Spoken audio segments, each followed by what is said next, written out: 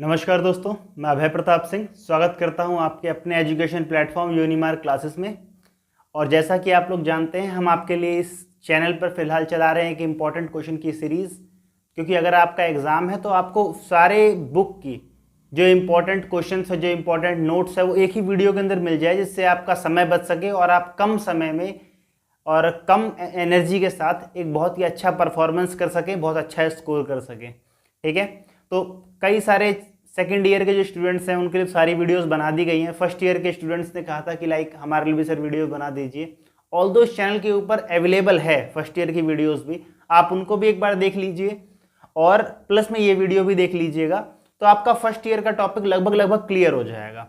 आज हम लोग जिस सब्जेक्ट की बात करने वाले हैं वो है MPS 004 कंपैरेटिव पॉलिटिक्स, जिसे हम कहते हैं। हिंदी के जो विद्यार्थी हैं वो इसे क्या कहेंगे? तुलनात्मक राजनीति। हिंदी के जो विद्यार्थी हैं वो इसे कहेंगे तुलनात्मक राजनीति। देखिए, अगर मैं ये कहूं कि ये पॉलिटिक्स, यानी जो लोग MA पॉलिटिकल साइंस पढ़ रहे हैं, BA पॉलिटिकल साइंस भी पढ़ रहे होंगे, तो उनके लिए सबसे one of the most difficult subject हो सकता है, तो शायद ये गलत नहीं होगा। ठीक है, बहुत ज़्यादा टिपिकल सब्जेक्ट है और आप कह सकते हो इसको पढ़ने के लिए आपको पहले कंप्लीट पॉलिटिकल साइंस आनी चाहिए। जो अब देखो, सब्जेक्ट तो फर्स्ट ईयर में है, लेकिन इसको पढ़ने के लिए आपको पूरी की पूरी पॉलिटिकल साइंस की अच्छी खासी नॉलेज होनी चाहिए, तब जाके आप इसका आंसर लिख सकते हो। ठीक है, और एक पर्सनल मैं सजेशन और देना चाहूँगा, सुझाव देना चाहूँगा कि इस वीडियो को देखने के साथ साथ आप लोग जो है ना, इंटरनेशनल वीडियोस की, जो इंटरनेशनल रिलेशन की जो वीडियो होगी, MPS आई थिंक सो 02 या 01 है कुछ, वो वीडियो भी देख लेना, क्योंकि इस सब्जेक्ट के अंदर इंटरनेशनल रिलेशंस के कई सारे क्वेश्चंस पूछे जाते हैं, कई बार पूछे जाते हैं, है ना। लाइक अप्रोच पूछी जा सकती है आपसे, नेशनलिज्म के बारे में पूछा जा सकता है आपसे, साउथ नॉर्थ का डायलॉग पूछा जा सकता है। तो ऐसे बहुत सारे इंटरनेशनल रिलेशंस के टॉपिक है जो कि आपसे इस सब्जेक्ट में पूछे जा सकते हैं। ठीक, तो वो भी आप देख लेना। बाकी इस सब्जेक्ट के रिलेटेड जो भी इंपॉर्टेंट सब्जेक्ट है वो हम पढ़ना शुरू करते हैं। वीडियो शुरू करने से पहले भाई सब्सक्राइब कर देना। ठीक है, बहुत बहुत हार्डवर्क करते हैं आपके लिए, ये सब कंटेंट लाने के लिए बहुत मेहनत करनी पड़ती है, तो इसीलिए थोड़ा सा अपेक्षा हम आपसे रखते हैं कि आप प्लीज़ चैनल को सब्सक्राइब कर दीजिए, वीडियो को लाइक कर दीजिए और कमेंट बॉक्स में ज़रूर बताइए आपको वीडियो कैसी लगी। ठीक है, शुरू करते हैं कंपैरेटिव पॉलिटिक्स। कंपैरेटिव पॉलिटिक्स एक बहुत बहुत बहुत ज़्यादा इंपॉर्टेंट ब्रांच बन चुकी है आज के ज़माने में पॉलिटिकल साइंस की। पॉलिटिकल साइंस के बहुत सारे सब्जेक्ट होते हैं, जैसे पॉलिटी होता है, पॉलिटिकल थियोरी होता है, इंटरनेशनल रिलेशन होता है, कंपैरेटिव पॉलिटिक्स है, एडमिनिस्ट्रेटिव पब्लिक एडमिनिस्ट्रेशन है। तो इन सबके बीच में आज जो सबसे ज़्यादा इंपॉर्टेंट आज जिसको माना जाता है आज की दुनिया में, वो है कंपैरेटिव पॉलिटिक्स। और कंपैरेटिव पॉलिटिक्स इसलिए दुनिया में इंपॉर्टेंट होती चली कि जैसे जैसे दुनिया में एक्सपोजर बढ़ा, ठीक है, दुनिया को लोग समझने लग गए, जानने लग गए, वैसे वैसे लोगों ने कंपैरिजन करना शुरू किया। और कंपैरिजन एक ऐसी चीज़ है जो आम व्यक्ति भी अपने जीवन में आमतौर पे करता ही है। जैसे मान लीजिए आपको कोई ड्रेस लेनी है, तो आप क्या करोगे? आप जाओगे किसी दुकान के अंदर या शोरूम के अंदर, आप देखोगे बहुत सारी ड्रेसेस हैं यहाँ पर, तो हमको कौन सी ड्रेस लेनी है भाई? हमको लेनी है ये वाली ड्रेस, ये इस कलर की है, तो ये कलर तो भाई मैंने ऑलरेडी, मेरे पास शर्ट है। ये वाली शर्ट तो भाई मैं एक बार पहन के गया था कहीं पर, ये शर्ट मेरे बजट से बाहर है। अब इस तरीके से क्या होता है, हम बहुत सारे फैक्टर्स होते हैं जिसके हम बेस बना के क्या करते हैं, तुलना करते हैं, कंपेयर करते हैं और फिर एक फाइनल रिजल्ट पे पहुंचते हैं, अच्छा ये वाला ले लेते हैं तो ये सामान हमारे लिए बेटर रहेगा, बढ़िया रहेगा। यही काम कंपैरेटिव पॉलिटिक्स के अंदर भी आता है। अब पॉलिटिकल साइंस भी जो है वो जब शुरू हुई तो धीरे धीरे क्या हुआ, वहां पर भी बहुत सारे देशों में क्या हुआ, कुछ कॉमन चीजें पाए जाने लग गई। उन्हीं कॉमन चीजों के बीच में कंपैरिजन जब किया गया तो कंपैरिजन करने से कुछ नए नए आउटपुट आने लग गए, क्या अच्छा है क्या बुरा है लोगों को समझ में आने लग गया और धीरे धीरे इसी कंपैरिजन की थ्योरी और बढ़ने लग गई। और जैसे जैसे कंपैरिजन की थ्योरी बढ़ती चली गई, पॉलिटिक्स में एक नई ब्रांच क्रिएट हो गई जिसे हम लोग क्या कहते हैं, इसे कहते हैं कंपैरेटिव पॉलिटिक्स। थोड़ा सा इसके बारे में जान लेते हैं, उसके बाद इसके बारे में बात करते हैं। जैसे कि मैं अगर आपको बात करूं तो भाई सेकेंड वर्ल्ड वॉर एक की फैक्टर रहा। देखिए, सेकेंड वर्ल्ड वॉर से पहले भी, देखिए इसके फर्स्ट, इसका जो स्टेज है ना, इसका अगर मैं इसके फर्स्ट स्टेज की बात करूं कंपैरेटिव पॉलिटिक्स की, जो इसका सबसे पहला स्टेज है, फर्स्ट स्टेज है इसका बिफोर वर्ल्ड वॉर 2, द्वितीय विश्व युद्ध से पहले जो है इसका पहला स्टेज आता है। सेकेंड वर्ल्ड वॉर कब हुआ था भाई? 1939 से लेकर के 1945 तक, ठीक है।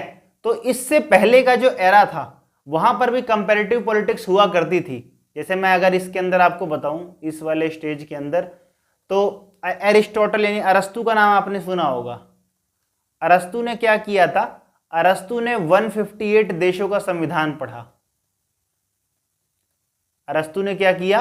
158 देशों का संविधान पढ़ा और संविधान पढ़ के उनके बीच में कंपेयर किया, क्या अच्छा है क्या बुरा है, इन सबको बेस बना के उसने एथेंस का संविधान लिखा, ठीक है। तो यानी कंपैरिजन हो रहा है यहां पर भी। इतनी पुरानी बात होगी, मतलब यूनान की बात हो रही है, तो एथेंस का संविधान लिखने के लिए अरस्तु ने क्या किया था? 158 देशों का संविधान पढ़ा। इसका मतलब उसने 158 देशों में संविधान का क्या किया? कंपैरिजन किया, और कंपैरिजन करने के बाद उसने एक नया संविधान बनाया। तो ये तो वर्ल्ड वॉर 1 से पहले की बात है पूरी की पूरी, ठीक है। और अरस्तु को आप जानते हो कि फादर ऑफ पॉलिटिक्स भी कहा जाता है। लेकिन धीरे धीरे क्या हुआ, मैक्रेडिस थे, एक और नाम अगर मैं आपको बताऊं तो मॉन्टेस्क्यू थे, उन्होंने एक बुक लिखी थी स्पिरिट ऑफ लॉ, ठीक है। मॉन्टेस्क्यू ने कौन सी बुक लिखी थी? The spirit of law. उसमें उन्होंने बताया कि जो कोई भी राज्य संस्था होती है, संस्था के अलग अलग भाग होते हैं, अलग अलग भाग में अलग अलग शक्तियां होती हैं, तो अलग अलग शक्तियों का उन्होंने अध्ययन किया था कंपैरिजन पे, भाई इस संस्था का ये काम है, इस संस्था का ये काम है। मॉन्टेस्क्यू ने किया ये शक्तियों का विभाजन, सेपरेशन ऑफ पावर, उन्हीं का कॉन्सेप्ट है पूरा का पूरा, ठीक। तो ये तो काम पहले होता था, देखिए होता तो था कंपैरिजन का, लेकिन किसी ने कभी नाम नहीं लिया ऐसे कि भाई कंपैरेटिव पॉलिटिक्स हो रही है। लोग बोलते थे कि नहीं हम केवल पॉलिटिकल साइंस का अध्ययन कर रहे हैं, कंपैरेटिव पॉलिटिक्स जैसी कोई ब्रांच है ऐसा उनको पता नहीं था। लेकिन सेकेंड वर्ल्ड वॉर के बाद क्या हुआ? सेकेंड वर्ल्ड वॉर के अंदर एक सेकेंड स्टेज निकल के आती है इसकी, यानी कि अगर मैं बात करूं तो इसकी सेकेंड स्टेज, अगर किसकी? कंपैरेटिव पॉलिटिक्स की सेकेंड स्टेज क्या होती है? ये आती है अपनी after world war 2। After world war 2, द्वितीय विश्व युद्ध के बाद कंपैरेटिव पॉलिटिक्स एक सब्जेक्ट बन के आ गया, ठीक है। एग्जाम में पूछ सकते हैं कि द्वितीय विश्व युद्ध के बाद ऐसा क्या हो गया कि भाई अचानक से सब्जेक्ट बन करके आ गया। तो उसके आने के बहुत सारे कारण थे।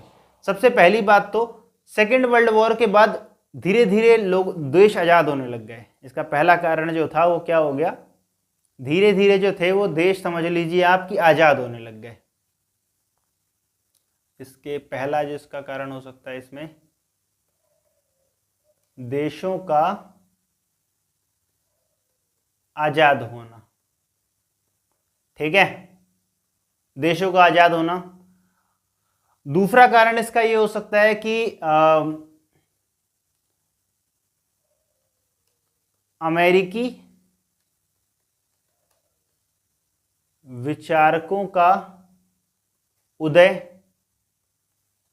जो अमेरिकन पॉलिटिकल थिंकर्स थे वो अचानक से मार्केट में आ गए। इससे पहले ब्रिटिश हुआ करते थे, तो अमेरिकन पॉलिटिकल थिंकर्स का सोचने का तरीका थोड़ा सा उनसे अलग था, तो इसकी वजह से भी कंपैरेटिव पॉलिटिक्स निकल करके आई, ठीक है। आप इसके अलावा और क्या कारण बता सकते हो? इसके अलावा और कारण आप बता सकते हो कि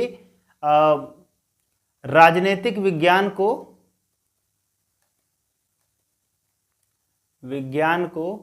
विज्ञान बनाने की जिद, विज्ञान बनाने की जो जिद थी,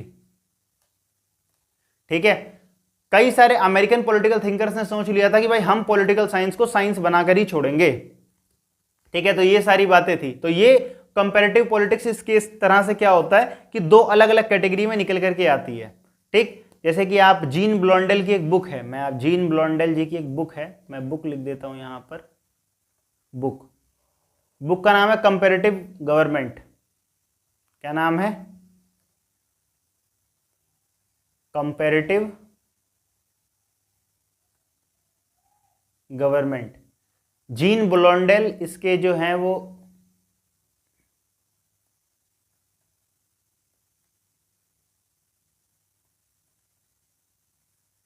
इसके राइटर हैं।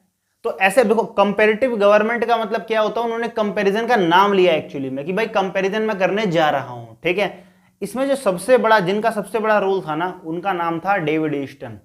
उन्होंने तो बिल्कुल कंपैरेटिव पॉलिटिक्स को ऐसा फेमस बनाया, इस हाइप पर पहुंचा दिया कि कंपैरेटिव पॉलिटिक्स अचानक सब में ही आ गई। पहले केवल पॉलिटिक्स में आई, फिर स्टेट में आई, फिर इंस्टीट्यूशंस में आ गई, फिर एडमिनिस्ट्रेशन में आ गई, फिर कल्चर में आ गई, फिर ह्यूमन बिहेवियर में आ गई, फिर इकोनॉमी में आ गई। ठीक है, तो अब इसी बात को हमको डिटेल में पढ़ते चले जाना है। ठीक है, तो कंपैरेटिव पॉलिटिक्स जैसे आई, मैंने आपको थोड़ा इसका हिस्ट्री समझाया। एग्जाम में पूछ सकते हैं इसका फायदा क्या है। तो बेसिकली इसका फायदा ये होता है कि पहली बात तो ये, इससे क्या होता है, एक बेटर आउटपुट निकल करके हमारे पास आता है। ठीक है, जैसे पुराने जमाने में भाई कहीं पर राजा हुआ करते थे। ठीक है, राजा महाराजा इंग्लैंड में हुआ करते थे। तो धीरे धीरे वहां पे क्या हुआ, राजा महाराजाओं ने बड़ा अत्याचार करना शुरू किया वहां की पब्लिक के ऊपर। पब्लिक ने क्या किया, फिर रिवॉल्यूशन किया, क्रांति कर दी। क्रांति करने के बाद नतीजा क्या निकल के आया उसका, क्रांति का नतीजा ये निकल के आया कि लोगों ने राजा को वहां से हटा दिया और वहां पर लोगों ने अपना कुछ स्पेशल लोगों की सरकार शामिल हो गई वहां पर। फिर कुछ समय बाद क्या वो अव्यवस्था फैलने लग गई, जिसकी जो मन मर्जी आ रही है वो कर रहा है। तो दोबारा फिर राजा रानी दोबारा से आ गए। तो इससे क्या हो, अब लोगों के सामने दो ऑप्शन हो गए। उन्होंने राजा रानी का भी राज देख लिया, उन्होंने लोगों का भी राज देख लिया, डेमोक्रेसी भी देख ली। तो उन्होंने क्या किया, उन्होंने कहा कि एक काम करते हैं, दोनों को मिला के एक नया सिस्टम बनाते हैं। तो उन्होंने फिर ये पार्लियामेंट्री डेमोक्रेसी बनाई फिर उसके बाद। ठीक है, पार्लियामेंट्री डेमोक्रेसी आप जानते हो, इंग्लैंड जो है उसकी जननी कही जाती है सभी पार्लियामेंट्स की। तो इंग्लैंड में पार्लियामेंट भी है और वहाँ पे अभी राजा रानी भी होते हैं। तो वहाँ पर दोनों चीज़ फिर बिठाई गई और एक अच्छा डेमोक्रेटिक शासन निकल करके वहाँ पर आया। यही काम फ्रांस में हुआ, यही काम रशिया में हुआ। हर जगह पे क्या होता है, ये होता है। तो लोग जब कंपैरिजन कर पाते हैं, जैसे आप खुद भी अगर वोट डालने जाते हो, आप क्या करते हो, कई पॉलिटिकल पार्टीज को देखते हो, अच्छा इनकी ये पॉलिसी है, ये पॉलिसी है, हमारे लिए बेटर क्या हो सकता है। तो आप उस पॉलिसीज को देख करके उसके हिसाब से क्या करते हो, वोट डाल देते हो, अपना वोट कास्ट कर देते हो। तो आप क्या करते हो, कंपैरिजन करते हो। तो कंपैरिजन करने से क्या होता है, हम एक बेटर रिजल्ट की तरफ पहुंच पाते हैं। ठीक है, अगर कोई पर्सन ये कहता है कि भाई मैं तो जस्ट इस पार्टी का फैन हूँ, जस्ट ठीक है भाई, जस्ट मतलब अरविंद केजरीवाल, जस्ट राहुल गांधी का फैन हूँ या जस्ट नरेंद्र मोदी का फैन हूँ, तो फिर वो क्या है, वो कंपैरिजन नहीं कर रहा, तो कभी भी अच्छा रिजल्ट पे नहीं पहुंच पाएगा। ठीक है, कंपैरिजन करने वाले लोग जो होते हैं वो अच्छे रिजल्ट के ऊपर क्या होते हैं, पहुंच जाते हैं। अच्छा सिस्टम हमारे पास मिल पाता है। जैसे अब दुनिया में अगर मैं इकोनॉमिक स्ट्रक्चर की बात करूं, अर्थव्यवस्थाओं की बात करूं, तो कुछ देशों में क्या है, साम्यवादी अर्थव्यवस्था है, कुछ देशों में पूंजीवादी अर्थव्यवस्था है। तो हमने अपने देश के लिए क्या देखा, हमने कहा कि भाई हम एक मिश्रित अर्थव्यवस्था देखेंगे। मतलब हमारे देश में समाजवादी और पूंजीवादी दोनों व्यवस्थाएं साथ साथ चलती हैं। समझ में आ गई बात ये आपको।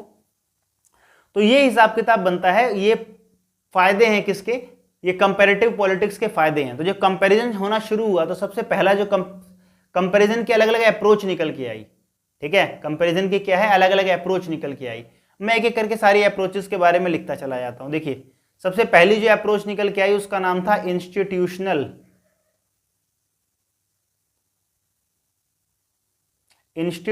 अप्रोच। इंस्टीट्यूशनल अप्रोच का मतलब इसे कहते हैं संस्थागत उपागम। संस्थागत उपागम क्या मतलब होता है संस्थागत उपागम का? देखिए, लोगों ने कहा कि यदि आपको अच्छे तरीके से समझना है तो आपको संस्थाओं का तुलना करना पड़ेगा। ठीक है, यानी कि आपको तुलना में ब्रिटेन की संसद और क्या बोलते हैं अमेरिका की कांग्रेस, आपको इन दोनों का क्या करना पड़ेगा, कंपैरिजन करना पड़ेगा। आपको पता लग पाएगा कि भाई अमेरिका का सिस्टम फिर ज़्यादा अच्छा है या ब्रिटेन का सिस्टम ज़्यादा अच्छा है। तो आपको इस तरीके से बातों को क्या करना पड़ेगा, कंपेयर करके। जब आप इंस्टीट्यूशंस का कंपेयर करते हो कि भाई जो जजेस हैं या सुप्रीम कोर्ट ऑफ इंग्लैंड कैसे काम करता है, सुप्रीम कोर्ट ऑफ अमेरिका कैसे काम करता है, तो आपको समझ में आएगा भाई इन दोनों में ज़्यादा अच्छा इंस्टीट्यूशन कौन सा काम कर रहा है, संस्थाएं किसकी अच्छी काम कर रही हैं। इसे कहते हैं संस्थागत उपागम। लेकिन धीरे धीरे क्या हुआ, संस्थागत उपागम से लोगों का मोह भंग होने लगे। उन्होंने कहा कि भाई ये तो संस्था जो होती है दिखने में ऐसी है, अंदर इनका काम अलग अलग हो जाता है। इसीलिए फिर एक नया अप्रोच आता है। नई अप्रोच का क्या नाम है, उसे कहते हैं सिस्टम अप्रोच। उसे हम कहते हैं सिस्टम अप्रोच, जिसे हम कहते हैं व्यवस्था उपागम।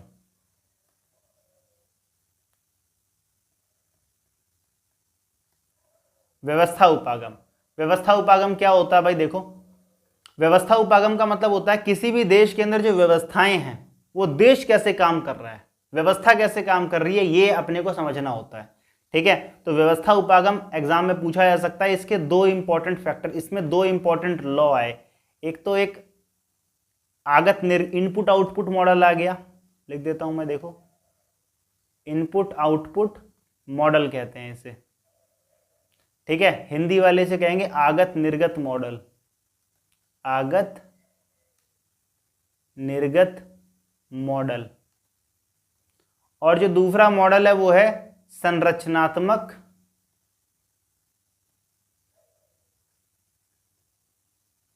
प्रकार्यात्मक मॉडल। ठीक है,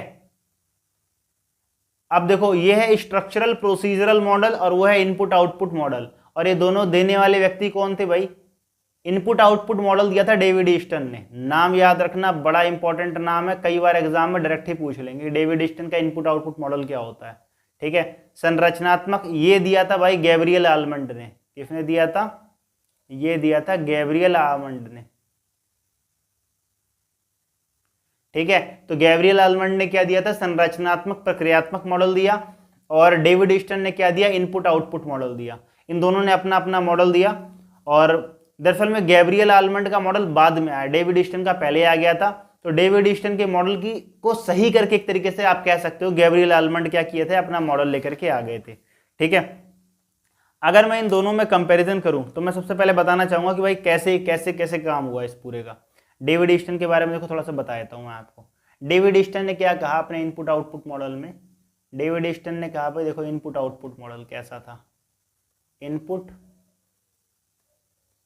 आउटपुट मॉडल, डेविड ईस्टन ने क्या कहा इनपुट आउटपुट मॉडल के बारे में? डेविड ईस्टन ने कहा किसी भी देश में जो सिस्टम चलता है, सिस्टम को चलने का तरीका क्या होता है कि जैसे मान लो ये कंट्री है, जैसे मान लो क्या है ये कंट्री है, तो इस कंट्री के अंदर क्या होता है? इनपुट एक जाता है इनपुट।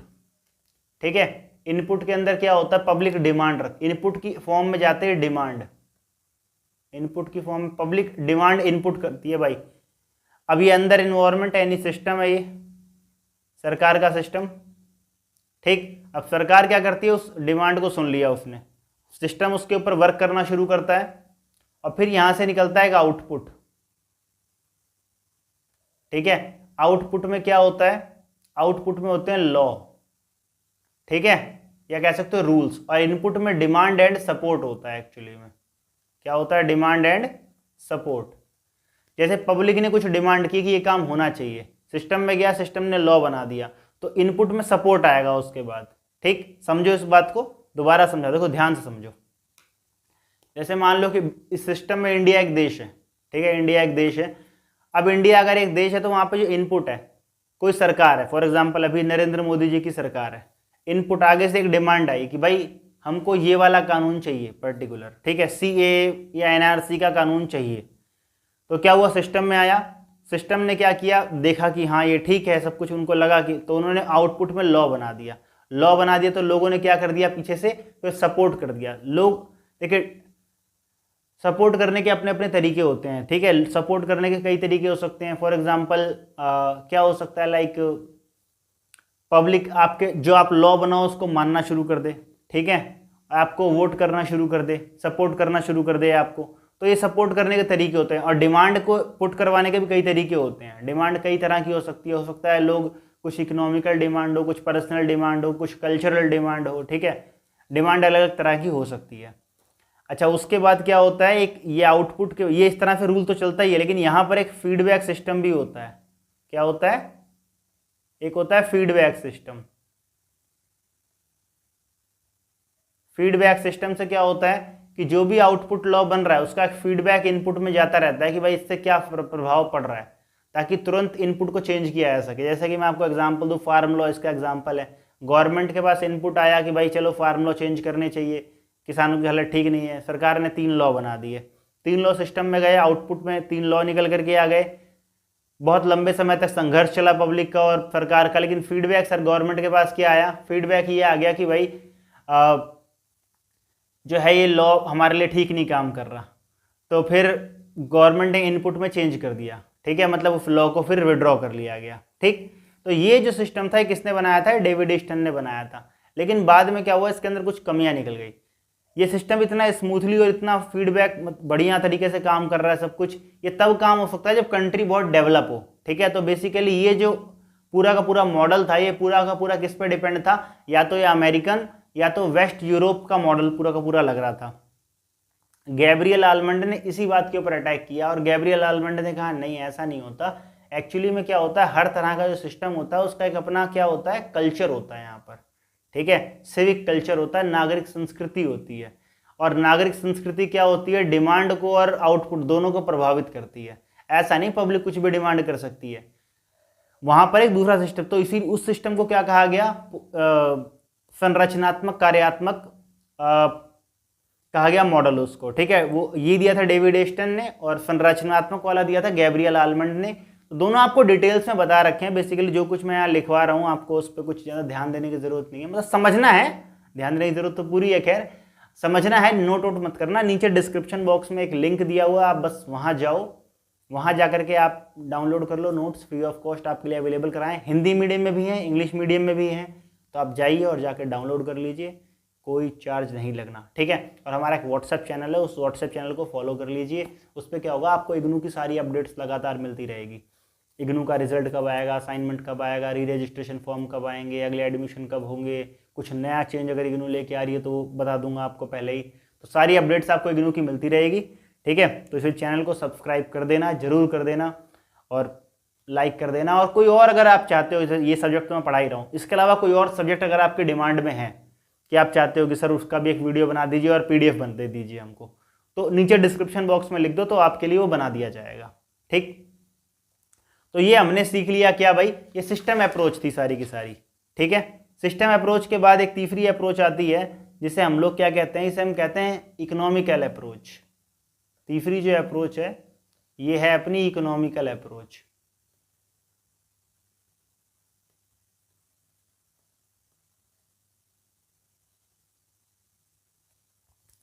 तो इकोनॉमिकल अप्रोच मतलब आर्थिक उपागम, आर्थिक उपागम। तो आर्थिक उपागम तो शुरू में तो सारे ये अमेरिका और वेस्ट यूरोप के हिसाब से चलते रहे, जिसके अंदर लेजिस फायर या फिर लिबरल पॉलिटिका या लिबरल इकोनॉमी का बहुत दिया गया एग्जाम्पल। तो इसके अंदर बहुत सारे साइंटिस्ट आए, फॉर एग्जाम्पल एडम स्मिथ, आपने नाम सुना होगा, एडम स्मिथ, इनकी एक बुक है उसका नाम है wealth of nation, wealth of nation, इसमें इनकी बुक थी। ये लिबरल इकोनॉमी की बात करते हैं, कहते हैं कि भाई इकोनॉमी उदारवादी होनी चाहिए, खोल देनी चाहिए सबके लिए, हर व्यक्ति को पूरा पूरा अधिकार होना चाहिए कि भाई वो इकोनॉमी के अंदर आ सके और जैसा उसका मन करे वैसे बिजनेस करे, ठीक है। सबके लिए सब बिजनेस खोल देने चाहिए, जो जितना मुनाफा कमाए वो कमा सकता है, जिसको जितना प्रॉफिट कमाना है उतना प्रॉफिट कमाने दो उसको, ठीक है। लेकिन धीरे धीरे क्या हुआ, दुनिया में केवल ये जो खाली इंग्लैंड और वेस्ट यूरोप या फिर अमेरिका तो रह नहीं गया, नए नए देश आने लग गए, India, Pakistan, Israel, China, Singapore, Malaysia, Thailand, Bangladesh. तो ऐसे कई सारे देश जो हैं वो नक्शे के ऊपर पैदा होने लग गए दोबारा से। तो इन देशों के आने से वजह से क्या हुआ, कंपैरेटिव पॉलिटिक्स और तगड़ा होता चला गया। जब और तगड़ा होता चला गया तो क्या हुआ कि अब लोग इनसे भी कंपैरिजन करने लग गए, इन स्टेट्स में भी कंपैरिजन करने लग गए, भाई यहाँ की इकोनॉमी कैसे काम करती है, कैसे सिस्टम काम करता है। तो पता लगा बाद में कि एडम स्मिथ के बाद और भी कई सारे क्या हुआ अप्रोचेस निकल करके आ गए हमारे पास, ठीक है। और भी अगर मैं अप्रोचेस की बात करूं इसके अंदर, तो जैसे कि चार्ल्स लिंडब्लोम, उनका एक बुक थी पॉलिटिक्स एंड मार्केट, बाद में आए चार्ल्स, लिख देता हूं मैं,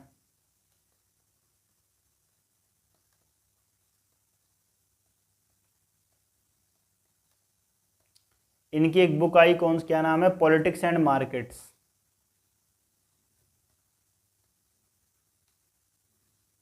ठीक है। एंथनी डाउन्स की बुक जो आई थी, जिन्होंने डेमोक्रेसी का ही एक इकोनॉमिक वो दिया था, आपके पास व्यू दिया था, अप्रोच दिया था उन्होंने, ठीक है। तो ये सारी थ्योरीज निकल के आई, क्योंकि धीरे धीरे जैसे जैसे नए नए देश आते गए ना, वैसे वैसे मार्क्सवादी अप्रोच बहुत हावी होती चली गई।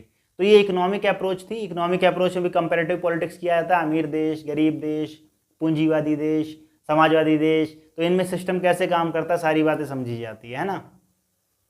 तो उसके बाद धीरे धीरे क्या हुआ कि जब कंपैरेटिव पॉलिटिक्स चला, तो इस कंपैरेटिव पॉलिटिक्स से क्या हुआ कि जो ये नए देश पैदा हो रहे थे दुनिया में, चाहे वो इंडिया हुआ, चाइना हुआ, Malaysia, Thailand, Singapore, Cambodia, Vietnam, Bangladesh, Israel, तो ये सारे देश क्या हैं, धीरे धीरे इन्होंने अपने डेवलपमेंट की एक परिभाषा पढ़नी शुरू करी क्या शुरू करी, डेवलपमेंट की परिभाषा पढ़नी शुरू करी। और इनको लगा कि भाई हमको भी तो डेवलप होना है, तो डेवलपमेंट की एक परिभाषा निकल, फिर यहाँ से एक नई अप्रोच आती है पॉलिटिकल डेवलपमेंट की, एक नया कॉन्सेप्ट निकल के आता है, उसे क्या कहते हैं, उसे कहते हैं पॉलिटिकल डेवलपमेंट। इसे कहते हैं पॉलिटिकल डेवलपमेंट। पॉलिटिकल डेवलपमेंट का क्या मतलब होता है भाई, पॉलिटिकल डेवलपमेंट हिंदी वाले कहेंगे राजनीतिक विकास। राजनीतिक विकास, इस अवधारणा को लाने वाले जो महान वैज्ञानिक हैं, इसका जो श्रेय जाता है वो जाता है अपने लुशियन पाई को। नाम याद रखना भाई, बहुत बहुत बहुत महान व्यक्ति हैं लुशियन पाई। लुशियन पाई ने बेसिकली कहा कि जो थर्ड वर्ल्ड कंट्री पे जो नई नई डेवलपिंग कंट्रीज निकल रही है, इनको अगर अपना पॉलिटिकल डेवलपमेंट करना है तो इनको पॉलिटिकल तभी हो सकता है जब ये बिल्कुल अमेरिका या इंग्लैंड जैसे बन जाएं। ठीक, तो ये बेसिकली इन्होंने क्या कहा, इन्होंने कहा कि देखो पहली बात तो कई सारे चैलेंजेस होते हैं इन कंट्रीज़ के, नई नई कंट्री निकल के आते हैं तो बहुत सारे चैलेंजेस रहते हैं। लोग एक तो बहुत वर्चस्व की लड़ाई लड़ने रहते हैं कि भाई हम जाट हैं, हम राजपूत हैं, हम गुज्जर हैं, तो हम ये हैं, फलाना है, ढिमकाना, हम मराठा हैं, और ये मतलब अपनी अपनी कास्ट को लेके चलता रहता है हिसाब किताब। तो ये उन्होंने कहा इस चक्कर में वहाँ पॉलिटिकल डेवलपमेंट नहीं हो पाता, एक तो थर्ड वर्ल्ड कंट्रीज़ के अंदर, क्योंकि हर बंदा खाली अपनी कास्ट और अपने इस तक ही डेवलपमेंट चाहता है, उसे देश से कोई खास मतलब होता नहीं है। ठीक है, और ये हिंदुस्तान के बारे में तो मतलब 200% तक सच है। ठीक, यहाँ पर आप कुछ भी कर लो, कुछ भी कर लो, मतलब एट द एंड बंदा वोट देगा यही देख के कि भैया हमारी कास्ट क्या है। ख़ास तौर से अपना ये यूपी, बिहार, हरियाणा, राजस्थान, इन एरियाज़ में तो बड़ी बीमारी है वाली। तो लुशियन पाई साइंटिस्ट का नाम था, इनकी एक बुक थी, ये बुक का नाम याद रखना, इस बुक का नाम है aspects of political development. Aspect of political development, ये बुक लिखी गई थी 1925 में। ठीक है, नहीं ये 19 वो तो चार्ल्स मीरियम की बुक थी, ये लिखी गई थी 1966 में लिखी गई थी ये बुक। 1966 में इन्होंने बुक लिखी थी एस्पेक्ट्स ऑफ पॉलिटिकल डेवलपमेंट। इसमें इन्होंने कहा था कि भाई अगर ये डेवलपिंग कंट्रीज़ जो हैं ये अगर अपना पॉलिटिकल डेवलपमेंट करना चाहती हैं तो इनको अमेरिका या फिर जो है अपना इंग्लैंड ऐसे देशों को फॉलो करना चाहिए। फॉलो करके अपने अंदर क्या सुधार लाना चाहिए, इन्होंने कहा था भाई ये करने के लिए इन्होंने एक मॉडल दिया, उस मॉडल का नाम था ECD मॉडल। क्या था? ECD model. ECD model, ECD model का मतलब क्या होता है भाई, देखो ध्यान से। E का मतलब होता है इक्वेलिटी, समानता। C का मतलब होता है कैपेसिटी, क्षमता। और D का मतलब होता है भाई डिस्ट्रीब्यूशन।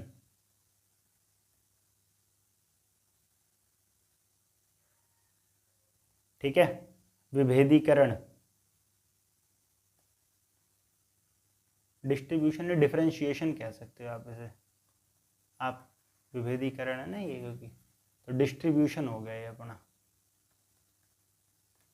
डिस्ट्रीब्यूशन, इसे कहते हैं विभेदीकरण। विभेदीकरण तो भाई इक्वेलिटी। इन्होंने कहा कि हर देश जो डेवलपिंग नेशन है वो चाहता है कि मेरा हाल मैं भी अमेरिका बन जाऊं या इंग्लैंड बन जाऊं, तो उसे क्या करना पड़ेगा, सबसे पहले तो अपने देश के अंदर इक्वेलिटी लेके आनी पड़ेगी, समानता लानी बहुत ज़रूरी है। ठीक है, समानता लाने के बाद उन्हें अपनी लोगों की, अपने देश और अपने लोगों में क्षमता का विकास करना पड़ेगा। ठीक है, उनकी कैपेसिटी बढ़े, काम करने की एबिलिटी बढ़े। ठीक, और उसके बाद डिस्ट्रीब्यूशन करना पड़ेगा, इंस्टीट्यूशन। डिस्ट्रीब्यूशन किसका? इंस्टीट्यूशंस का। संस्थाएं अच्छी काम करने वाली होनी चाहिए। ठीक है, इलेक्शन कमीशन, सुप्रीम कोर्ट और ये सब, मतलब ऐसा काम करे, लगना चाहिए कि हाँ संस्था है। ठीक है, बढ़िया तरीके से काम करनी चाहिए। तब हमारे यहाँ बहुत लो होता है, देखा है इंडिया में आप देखो, किसी कोई भी आम व्यक्ति है, कभी पता लग जाए कोई बंदा चोरी करते हुए मिल जाए, पुलिस आएगी घसीट के गली में से मारती मारती ले जाएगी उसको। यही काम कोई बड़े पॉलिटिशियन, कोई बड़े अमीर आदमी का बच्चा, देखो आपने सुना होगा कि एक पुणे में एक बच्चे ने कार चला दी 2 इंजीनियर्स के ऊपर, तो लेकिन बहुत अमीर परिवार का था, तो क्या हुआ उसका रिजल्ट? 0, कुछ भी नहीं हुआ उससे। तो ये सब अब यही कहने के लिए वही कोर्ट है, वही पुलिस है, वही संस्थाएं हैं, लेकिन उसका बर्ताव 2 अलग अलग केस में 2 अलग अलग तरीके से निकल के आता है। तो ये प्रॉब्लम आमतौर पे जो नए नए नेशंस होते हैं ना, इनके साथ होती है ज़्यादा। अमेरिका में ऐसा कुछ नहीं होता, वहाँ कानून की नज़रों में सब बराबर हैं, तो मतलब सब बराबर हैं। ठीक है, तो ईसीडी मॉडल दिया था किसने? ईसीडी मॉडल दिया अपने लुशियन पाई ने। लुशियन पाई के मॉडल देने के बाद और भी कई सारे मॉडल निकल करके आए थे। फॉर एग्जांपल एसपी हंटिंगटन का मॉडल निकल के आया था, एफडब्ल्यू रिक्स का मॉडल निकल के आया था, डब्ल्यू रोस्टोव का मॉडल निकल के आया था। तो आप ये सारे मॉडल्स भी चाहो तो पढ़ सकते हो, जो कि मैंने आपको मेंशन कर दिया, नाम ले लिया इसीलिए। तो एग्जाम में इसका अप्रोच पूछा जा सकता है आपसे। ठीक, इसके बाद जो आपसे पूछा जा सकता है पॉलिटिकल मॉडर्नाइजेशन। पॉलिटिकल मॉडर्नाइजेशन का मतलब होता है कि राजनीतिक आधुनिकीकरण। ठीक है, राजनीतिक आधुनिकीकरण जो है डेविड एप्टर इसके बिल्कुल, या फिर कह सकते हो कि एडवर्ड शिल्स जो है वो इसके गुरु माने जाते हैं, एडवर्ड शिल्स या फिर डेविड एप्टर।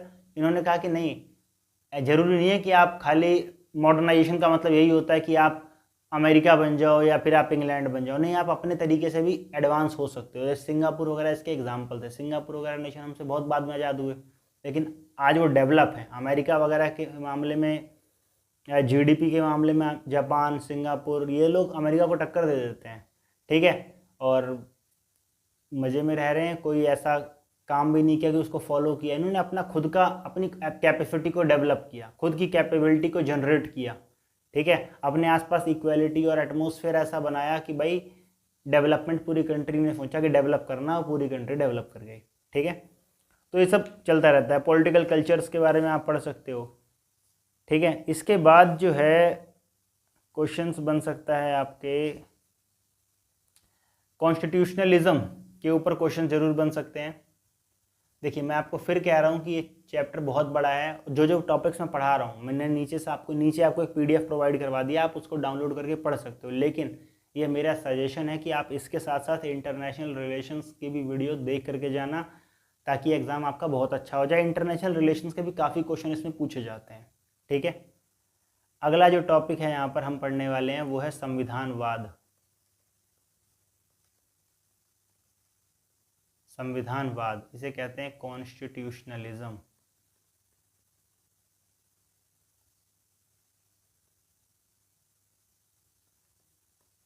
ठीक है, संविधानवाद। संविधानवाद और संविधान, ये क्या मतलब होता है इस बात का? देखिए, संविधान जो है वो क्या है? वो एक लिखित दस्तावेज है। ठीक है, संविधानवाद क्या है? संविधानवाद एक विचारधारा है जो ये मान के चलती है कि हाँ भाई, हमारे संविधान के अंदर कुछ नैतिक मूल्यों को लिखा गया है। धर्मनिरपेक्षता है, बराबरी है, समानता है, ठीक है, उदारवाद है, समाजवाद है, पंथ निरपेक्षता है, राष्ट्रवाद है। तो ये सारी भावनाएं समाज में स्थापित रहें। ठीक है, प्रैक्टिकल भी हो। संविधान तो लिखित चीज़ है, लिखा हुई चीज, थ्योरी है, मतलब संविधानवाद उसका प्रैक्टिकल है। ठीक है, तो संविधानवाद और संविधान एक भी हो सकता है और कई बार अलग भी हो सकता है। ठीक है, जैसे कोई तानाशाह व्यक्ति है, अब तानाशाह व्यक्ति संविधान भी इस तरीके से बना देगा कि उसकी मतलब तानाशाही कायम रहे एक तरीके पे देखा जाए तो बड़े बड़े तानाशाह हिटलर जैसे हुए, तो उन्होंने यही सब तो काम किया। ठीक, संविधान ही ऐसा बना दिया कि भाई लोगों को बोला देखो हम तो कॉन्स्टिट्यूशन के हिसाब से काम कर रहे हैं, कॉन्स्टिट्यूशन ऐसा बना रखा था जो आपको फेवर कर रहा था। ठीक, तो इसे कहते हैं क्या? संविधानवाद जो है इसी का मतलब होता है। तो आप इसको बार डिटेल में बता सकते हो कि संविधानवाद क्या हो सकता है, कैसे काम कर सकता है। ठीक, संविधानवाद जो होता है, जैसे मैंने बताया कि एक अवधारणा है। इसके बाद क्वेश्चन आ जाता है, संविधानवाद के बाद आपसे क्वेश्चन पूछ सकते हैं फेडरलिज्म के ऊपर, क्वेश्चन जरूर पूछ सकते हैं। फेडरलिज्म यानी कि संघवाद। संघवाद, फेडरलिज्म। फेडरलिज्म यानी कि संघवाद क्या होता है? संघवाद का मतलब होता है डिवीजन ऑफ पावर। एक तरीके से समझ सकते हो, पावर शेयरिंग कहते हैं इसे। क्या कहते हैं इसे? पावर शेयरिंग, शक्तियों का बंटवारा। शक्ति का बंटवारा, शक्तियों का बंटवारा ही क्या होता है? संघवाद होता है, फेडरलिज्म कहलाता है। तो फेडरलिज्म का मतलब क्या होता है? देखो, फेडरलिज्म का मतलब ये होता है कि जैसे कि हिंदुस्तान है, अब हिंदुस्तान या भारत कह सकते हो आप, तो भारत में क्या हुआ? अलग अलग स्टेट्स थे। ठीक है, अलग अलग स्टेट है। ये जब देश आज़ाद हुआ था तो जैसे आज स्टेट आप देख रहे हो वैसे स्टेट पहले नहीं थे। कोई कहीं का राजा था, कोई कुछ था, लेकिन सारे स्टेट साथ में आए, इन्होंने मिल करके कहा कि ठीक है हम लोग एक यूनियन बनाएंगे, एक संघ बनाएंगे। लेकिन उस संघ में क्या होगा, एक सेंटर में सरकार बनेगी, लेकिन हर स्टेट में अपनी अपनी सरकार बनेगी। इसलिए आप देखते हो हर स्टेट में एक मुख्यमंत्री होता है, सेंटर में एक प्रधानमंत्री होता है। तो पावर का सेपरेशन होना चाहिए, सेंटर के पास एक अलग पावर होनी चाहिए, और उसके अलावा जो ये हैं चीफ मिनिस्टर्स हैं उनके पास एक अलग पावर होनी चाहिए। ये काम केवल इंडिया में नहीं हुआ, दुनिया में कई देशों में हुआ है। जैसे कि यूएसए आप एग्जांपल ले लो, यूएसए क्या है, बहुत सारे स्टेट्स का ग्रुप मिला करके वो यूएसए बन गया है, पूरी यूनाइटेड स्टेट ऑफ अमेरिका। तो उसमें क्या होता है, हर स्टेट के पास अपनी अपनी अलग पावर रहती है, ठीक है। यूरोपियन यूनियन उसका एक बहुत अच्छा एग्जाम्पल है, आसियान कंट्रीज इसका बहुत बड़ा एग्जाम्पल है, ठीक है। तो ये सारे एग्जाम्पल्स हैं इसमें जो निकल के आते हैं, जो बताते हैं संघवाद का मतलब क्या होता है। देखो फेडरलिज्म से होता क्या है, हर चीज़ को अपना अपने पावर दे देने से क्या फ़ायदा होता है, पावर देने से फ़ायदा ये होता है कि कॉन्फ्लिक्ट नहीं आता, संघर्ष नहीं होता। तो कंट्री डेवलपमेंट के रास्ते पे चल पाती है जब वहाँ पे संघर्ष बहुत कम रहेगा। अब अगर संघर्ष कोई देश है, उस देश में स्टेट आपस में इसलिए लड़ाई करे, पाकिस्तान का हाल क्या है, बलूचिस्तान वाले कह रहे हैं कि भाई सारा हमसे रिसोर्स हमारे चुरा लिए, ले जाके कराची में भर देते हैं खाली खाली, तो एक शहर डेवलप कर रहे हैं, हमको बर्बाद कर रहे हैं। तो अब क्या है, वहाँ पर बराबरी नहीं दी जा रही लोगों को, तो इससे क्या हुआ कि वहाँ पर स्ट्रगल चलने लग गया। तो जिस देश में स्ट्रगल चलने लग जाएगा वो भी इंटरनल, अगर आंतरिक लड़ाई चल गई तो आप कभी भी वो देश तरक्की ही नहीं कर सकता। तो विकास के लिए बहुत ज़रूरी होती है कि साझेदारी, शक्तियों का बंटवारा किया जाए, सत्ता एक जगह पे या शक्ति एक जगह पे केंद्रित ना रहे, शक्तियाँ बांट दी जाएँ, ठीक है। वैसे भारत के बारे में कहा जाता है कि भारत जो है वो एक अर्ध संघीय राष्ट्र है, भारत आधा संघ है। उसका कारण यह है कि हमारी सेंटर की गवर्नमेंट थोड़ी ज़्यादा स्ट्रांग होती है, ठीक है। तो इसके बारे में क्वेश्चन आपसे पूछा जा सकता है। इसके अलावा क्वेश्चन आपसे और भी कई सारे पूछे जा सकते हैं कि लाइक रूल लॉ, शासन के प्रकार कितने प्रकार के होते हैं, ठीक है।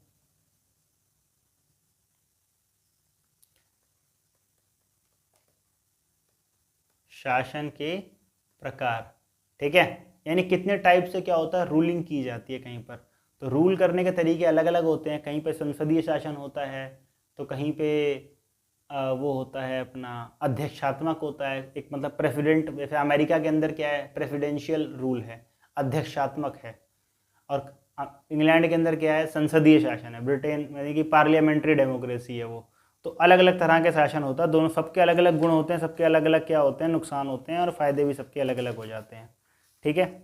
इसके बाद जो चीज़ अपने को पढ़नी हो सकती है, डेमोक्रेटाइजेशन के बारे में क्वेश्चन पूछ सकते हैं, लोकतंत्र की लहर। मैं लिख देता हूँ,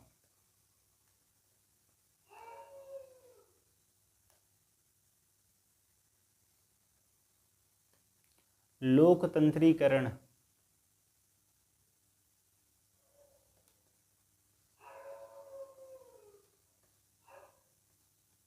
लोकतंत्रीकरण जो है मतलब दुनिया में डेमोक्रेसी कैसे कैसे आई। अब डेमोक्रेसी के बारे में यहाँ डिटेल में बात नहीं करेंगे, हमको पता है लोकतंत्र के फायदे क्या क्या होते हैं कि भाई व्यक्ति जो होता है उसके पास कुछ मूल अधिकार होते हैं, कुछ मूल कर्तव्य होते हैं, एक गरिमा में जीवन जी सकता है, अपने शासक को स्वयं चुन सकता है, इसमें तानाशाही की कोई जगह नहीं होती, जनता के ऊपर अत्याचार नहीं होते, ठीक है, समानता बनी रहती है समाज के अंदर। तो ये सारे फायदे होते हैं लोकतंत्र के। लेकिन ये लोकतंत्र आया कैसे, तो लोकतंत्र के ऊपर लोकतंत्रीकरण की जिन्होंने बात की उनका नाम था, उन वैज्ञानिक महान इंसान का, उनका नाम था सैमुअल पी हंटिंगटन। नाम याद रखना, सैमुअल पी हंटिंगटन, ये नाम था। इन्होंने एक बुक लिखी, उस बुक का नाम था the third wave of democratisation.